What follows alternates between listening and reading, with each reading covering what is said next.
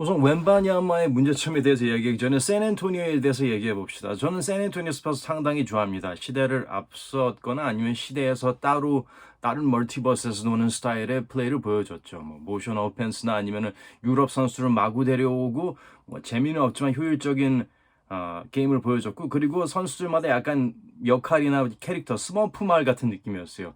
파파비치는 파파 스머프고 선수들마다 약간 뭐 꾸러기 스머프, 익사리 스머프 그런 게 확실히 역할 분담이 된 예전에 최희암 감독의 연세대 같은 느낌도 있었고요. 다 각자 역할이 분할돼 있고 그 중심에는 덩컨이 있었죠. 덩컨이 어떻게 보면 약간 전도사나 교주 같은 느낌도 있었고요. 파파비치의 분위기나 그런 거를 잘 전파하고 이게 방식이다. This is the way 약간 보여주는 그런 느낌이었으니까요. 뭐 브루스 보웬처럼 쓰레기 같은 악마 스머프도 있고 뭐 다양하게 캐치 앤 슈터도 있고 그리고 막 하고 싶은 프리랜서 뭐 리베로라고 할까요? 약간 미친 짓 해도 괜찮아. 하지만 너는 식스맨이야 하는 마누 지노블리도 있었고 그런 느낌이었죠. 샌앤토니오에서 실수하는 게 잘한 것도 있었지만 이게 잘했다기보다 농구에서만 그게 뭐 스포츠나 뭐 인생에서도 그런 게 있겠지만 이게 딱딱 잘 맞아 떨어지는 그런 타이밍 같은 게 운이 되게 좋거나 천운이라고 볼 수 있을까요? 그런 걸 볼 수 있는데 물론 퍼프비치라는 그 사람 감독이 좋은 철학을 가지고 있고 좋은 인내심을 가지고 있고 여러모로 되게 다재다능한 사람이에요. 팀의 거의 뭐 팀 반 정도는 팀 주인이라고 볼 수 있잖아요. 그만큼 그 팀을 어떻게 보면 정치적으로 장악했다고 나쁘게 말하면 볼 수 있고 좋게 말하면 그 입지를 굳힌 거라고 볼 수 있겠죠. 그만큼 능력이 있으니까. 파포비치 정말 좋아요. 파포비치 감독은 정말 현실적이고 자기 자신도 되게 대단하다고 생각하지 않으면서 모든 선수들에게 좀 니네들이 챔피언을 먹었다고 대단한 게 아니야. 니들이 you didn't cure cancer, you won a basketball game. 그러니까 농구 게임 하나 이긴 거 가지고 왜 이렇게 호들갑이냐 뭐 이런 식이고 지더라도 뭐 상관없어 내년 준비하자 이런 식의 태도니까요. 파포비치랑 잘 맞는 선수들이 모여서 잘 자기 자신의 포텐셜을 끌어올릴 수 있으면 좋죠. 뭐 덩컨처럼 뭐 외부에서 무슨 요소가 흔들어놔도 그냥 흔들리지 않고 바지 뒤집어 입고 자기 하고 싶은 대로 방식대로 하는 그런 선수나 다 있었죠. 토니 파커처럼 떠들면서 영어도 잘 안 통해서 다행인 것도 있었고, 음, 예, 파포비치랑 스퍼스에서 그렇게 항상 그런데 항상 대박을 터트린 건 아니에요. 얼드리지 같은 경우를 보면은 얼드리지가 슈퍼스타 센터라고 볼 수 있었고 데리고 오면 뭐 팀 덩컨을 대체할 선수라고 봤는데 얼드리지는 문제가 있는 선수였고 샌앤토니오에 와서 뭐 나아지거나 그러지 않았어요. 약간 공주병이 있는 선수였거든요. 포틀랜드에서도 릴라드가 있을 때 릴라드가 오기 전에 혼자서 힘들어 하다가 릴라드가 와서 거의 뭐 부담을 덜어주는 대신에 그 부담을 덜어준다 긍정적으로 바라보기보다 자기 자리를 뺏긴 것 같은 어린애한테 뺏긴 위협감 어린 것도 아니부터 2살 한 1, 2년 차밖에 안 나는데 그러니까 아무튼 뭐 예. 나 삐졌어 하다가 뭐 샌앤토니에서 우리가 널 뭐 공주님처럼 받들어 줄게 하니까 와가지고는 이제 와가지고 또 너 하고 싶은 대로 해 하니까는 그대로 못했죠. 뭐 적당히 어느 정도 했지만 뭐 팀 덩컨 데이비드 로빈슨 그런 선수는 되지 못했잖아요. 예. 꿰차지 못했고 뭐 드로즌 같은 경우도 샌앤토니오 거쳐 지나갔지 샌앤토니오에서는 드로즌은 뭐 지켜본 사람들 있나요? 나중에 시카고로 와가지고 사람들이 좀 더 관심을 줬었죠. 그리고 그러니까 샌앤토니오에서는 약간 남주기 아까워서 잡는 그런 느낌이 없잖아 있어요. 그런 패턴이 좀 있었단 말이죠.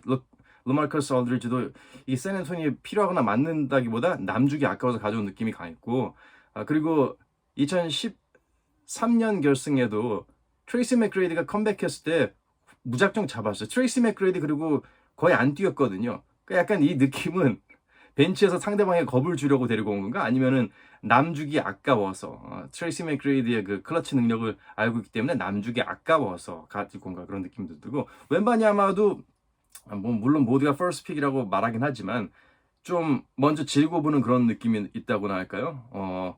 안 그래도 유럽 쪽의 커넥션은 타이트하니까 샌앤토니오 하면은 유러피언 선수들이 환영받는 곳, 유러피언 선수들이 슈퍼스타로 거듭나는 곳 이렇게 볼 수 있으니까 예, 뭐 그 정도면 샌앤토니 얘기 문제점들이 있었다고 보면 될 것 같고요. 카와이 레너드도 예, 나갔잖아요. 뭐 카와이 레너드 선수도 문제 뭐 서로 뭐 안 맞는 것도 있었겠지만 해피엔딩은 아니었죠. 오히려 나가서 다른 데서 챔피언을 또 먹기도 했었고 샌앤토니오가 예, 예전 같지 않죠. 웬바냐마도 좀 급하게 뽑은 것 같고, 그리고 샌앤토니에서 슈퍼스타들은 덩컨 로빈스 빼고는 웬만하면 다 드래프트에서 좀 하위권 선수들이나 유럽에서 언드래프트드 선수들이 뭔가 잘 커서 뭔가 뽑기운 뭐 그런 게 있었죠. 웬바냐마 뭐 다들 대단하다고 얘기하는 사람들이 있고, 저나 뭐 다른 분들이 아니라고 뭐 망할 것 같다, 뭐 망테크다, 뭐 이렇게 뭐 나쁘게 얘기하면은 뭐 무조건 뭐 너 사람이 꼬였다니, 뭐 남 잘 되는 거 못 보니, 뭐 그런 얘기를 하는데, 그거는 니들이 농구를 모르니까는 그렇게 얘기하는 거고요. 어 제가 보기에는 지금까지 7피트 6인치, 7피트 5인치, 한 7피트 1인치, 2m 13, 16 넘는 선수는 좀 힘들다고 봐요. 중력이라는 게 있는 이 지구에서는. 그리고 케빈 듀란트의 대단함을 다시 한번 느끼게 해주는 웬바냐면, 케빈 듀란트 거의 7피트거든요. 키 뭐 계속 속이긴 했지만 그 키에 그렇게 부드럽게, 그렇게 타이트하고, 그리고 effortless하게 힘을 그렇게 쓰지 않잖아요. 그 타이밍이나 그런 걸 잘 본단 말이에요. 그 미묘한 동작들이 진짜 그 슬램덩크에서 말한 것처럼 뭐 수만 번도 연습한 그게 있죠. 그 뭐 룩 한 번, 뭐 눈으로 페이크 한 번 하거나 아니면은 드리블 크로스오버 하면서 갑자기 풀업 점퍼 같은 게, 그게 정말 예술의 경지인 거죠. 케빈 듀란트는 알면서도 못 막는 거, 그 움직임을 한다는 게, 뭐 노비츠키 같은 경우도 사람들이 되게 생긴 게 둔하게 생겨서 그렇지, 뭐 로우 포스에서 턴어라운드 무브 하는 거 봤어요. 전성기 때 미쳤습니다. 그 7피트의 허술해 보이는 체구지만 결승에서도 뭐 크리스 버시 꽤 수준급 수비수인데 마치 없는 듯이 되게 간단한 크로스오버 같은 거 털고 클러치 타임에 드라이브에서 레이업하고, 그 정도로 능력이 있는 선수였고, 그리고 안타타쿤포도 정말 드문 선수. 그리고 이 선수도 다 한 7피트 4배 그 정도인데, 그 정도에서도 좋은 선수가 나오기 힘들어요. 그 몸을 가누면서 그 몸으로 뭐 매직 존슨도 그런 경우였죠. 말도 안 되는 그 키에 지상구가 지구에 상당히 더 낮게, 지상구가 낮은 분, 센터 오브 그래비티가 낮은 분들이 할 수 있는 그런 무브를 했으니까요. 아, 우선 그들의 스피드나 폭발력이나 타이밍 같은 거는 정말 비교할 수 없을 정도였죠. 스티브 내시나 존 스타크튼 경우도, 뭐 스테픈 커리 같은 경우도 폭발적인 움직임보다는 그 노련함, 타이밍, 그들만의 그 수만 번 연습한 그 서틀한 작은 페이크, 그런 거에 정말 효과적인 거죠. 웬바냐마 뭐 그런 게 있나요? 키 7피트 7인치 된 사람이 크로스오버 한 번 한다고 해서, 크로스오버 지금 하는 거 봤나요? 2박 3일 걸립니다. 움직이는데. 긴다고 모든 게 길면은요, 먹시 보크스가 쓴 책을 읽으면 아실 수 있을 거예요. 결국에는 다 똑같아요. 공은 바닥에서 튕기고, 그리고 아래서 위로 올라가요. 그렇게 길이가 길고 시간이 오래 걸리는 거는 뭐 어떻게 할 수가 없네요. 거기서 뭐 케빈 듀란트 같은 그만의 이제 점에 특화된 볼 핸들링 그런 게 있지 않는 이상,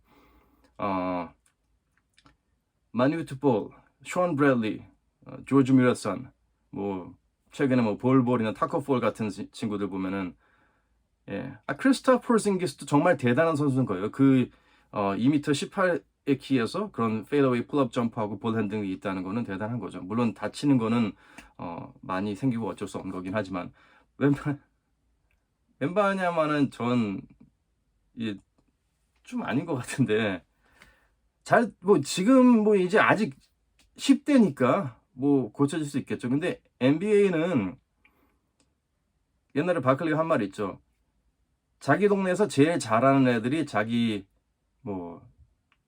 동네 학교에서, 그 주에, 그 스테이트에서, 그리고 전국 대회 몇 번 우승했던 그런 사람들이 모여 있는 곳이에요. 그런 선수들이, 이미 준비된 선수들이 와서 뭔가 살짝의 자기만의 특화된 뭔가를 만드는 거지. 그냥 하드웨어, 길다란 하드웨어 가지고 와가지고 뭔가 어떻게 만들거나 뭐 크게 극단적으로 변형할 수 있는 게 있을까요? 저는 좀 아니라고 보고요.